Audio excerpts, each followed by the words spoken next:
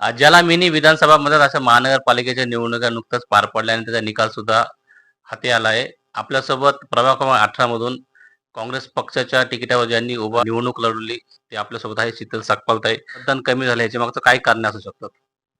सर्वप्रथम सर्वांना जय भीम, जय शिवराय. मतदान कमी पडलं असं म्हणता येणार नाही. मतदान मला खूप मतदारांनी दिलेलं आहे. 1639 मतदान मला पडलेलं आहे. तर सर्व मतदारांचे खूप खूप मी मनापासून धन्यवाद म्हणते, की त्यांनी मला एवढं भरभरून मतदान केलेलं आहे. आणि असं म्हणाल तर थोडं कुठेतरी कमी पडलोच समजा. कारण की प्रभाग खूप मोठा होता आणि वेळ खूप कमी होती. पोहोचलो नाही आम्ही मतदारांपर्यंत. त्याच्यामुळे लोकांना काही असं म्हणजे माहिती पण नव्हतं काही लोकांना, की काँग्रेस पक्षाकडून मी शीतल सकपाळ उभी आहे आणि त्या निमित्ताने समजा मला कमी मतदान पडलेलं आहे आणि ते आपल्याला स्वीकारायचं आहे. प्रभागामध्ये बोगस वोटिंग झाली का?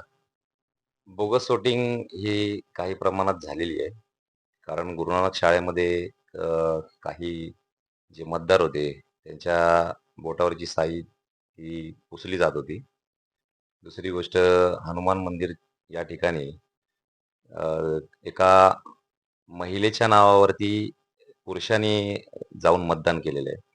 तसंच तक्षशिला विद्यालयामध्ये त्या ठिकाणी देखील रूम नंबर 7 मध्ये एका महिलेच्या नावावरती वोटिंग होऊन गेली होती. त्याच रूममध्ये अजून 2 बोगस वोटिंग झाली होती. ती आम्ही पकडली पण होती आणि तिथल्या अधिकाऱ्यांसोबत आम्ही त्या विषयावरती चर्चा देखील केली.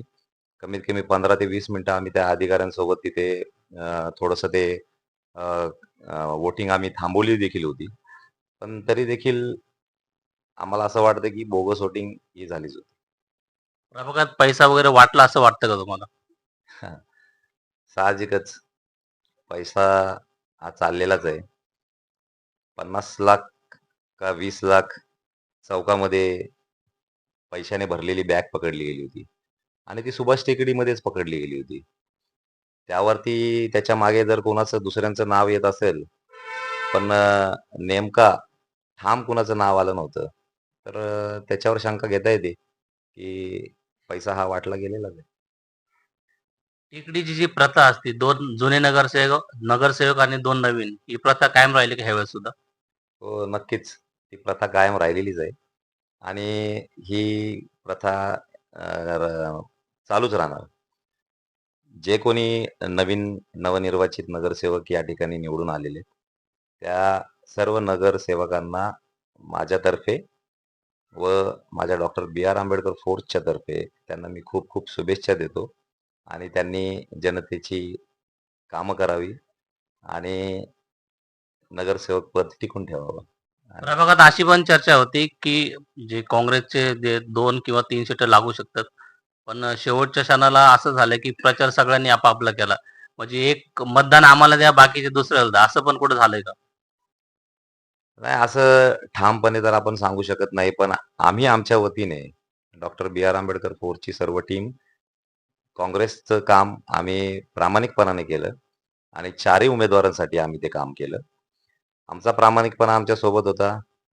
त्यात कुठे कोणी काही खोटारडेपणा केला असेल, तर ते त्यांच्याकडे असेल. पण एक आहे की सत्याचा विजय हा नेहमी होतो आणि यावेळेस नाही तर आम्ही पुढच्या वेळेस आमचा विजय हा निश्चित होईल. आणि जनतेची कामं, जनतेचे जे काही विषय असतील, त्यांच्या अडी-अडचणी असतील, त्या आम्ही डॉक्टर बी आर आंबेडकर फोर्सच्या माध्यमातून सोडवतोच आणि याच्या पुढेही आम्ही ते सोडवत राहणार. आम्ही नगरसेवक असलो तरीही आणि आम्ही नगरसेवक नसलो तरीही. बॅनरवरती कुठे फोर्सचा उल्लेख नव्हता. त्याच्यामुळे कुठं फटका बसू शकतो का तुम्हाला? ते निश्चितच आहे की थोडं घाई-गडबडीमध्ये डॉक्टर बी आर आंबेडकर फोर्सचा बॅनरवरती उल्लेख थोडा कमी होता. त्याचा कुठेतरी हे होऊ शकतं. अ, आत्ता जी नगरसेविका व्हायची जी संधी तुम्हाला मिळाली नाही, ती मिळवण्यासाठी तुम्ही काय करताल पुढं? आता सध्या मला जर संधी भेटली नाहीये, तर मला आता याच्यापुढे संधी भेटणार यासाठी मी डॉक्टर बी आर आंबेडकर फोर्सतर्फे मला खूप कामं करायची आहेत. लोकांच्या घरोघरी पोहोचायचं आहे. याच्या मागे पण आम्ही कामं करत करतच आलेलो आहे. आता याच्या पुढे पण आम्ही कामं करत राहणार आहे. मतदारांनी जे मला मतदान केलेलं आहे, 1639 मतदान झालेलं आहे मला. त्या मतदानामध्ये आणखीन कशी भर पडेल आणि कशी मी लोकांच्या गरजेला मी उपयोगी पडणार, हाच मी विचार करणार आहे आणि प्रामाणिकपणे मी लोकांच्या सुखादुःखात जाण्याचा प्रयत्न करणार. प्रभाग क्रमांक 18 मधील सर्व मतदारांनी जे मतदानाच्या स्वरूपात मला आशीर्वाद दिलेला आहे, त्या मतदारांचे मी सदैव ऋणी राहील आणि जे उमेदवार प्रभाग क्रमांक 18 मधील जे निवडून आलेले उमेदवार आहेत, त्यांना माझ्या वतीने आणि डॉक्टर बी.आर. आंबेडकर फोर्सच्या वतीने खूप खूप शुभेच्छा देते.